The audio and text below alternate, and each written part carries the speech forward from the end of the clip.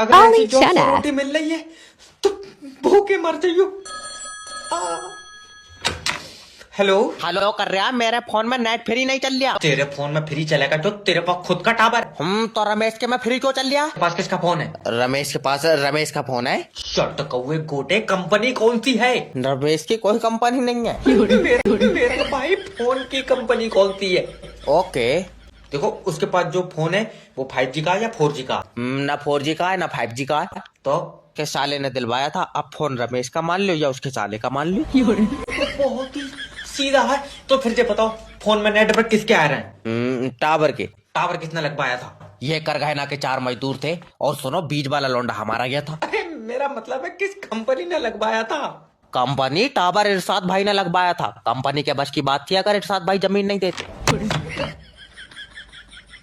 मजा आया वीडियो। मुझे धक्के मार के निकाल दो, निकाल दो।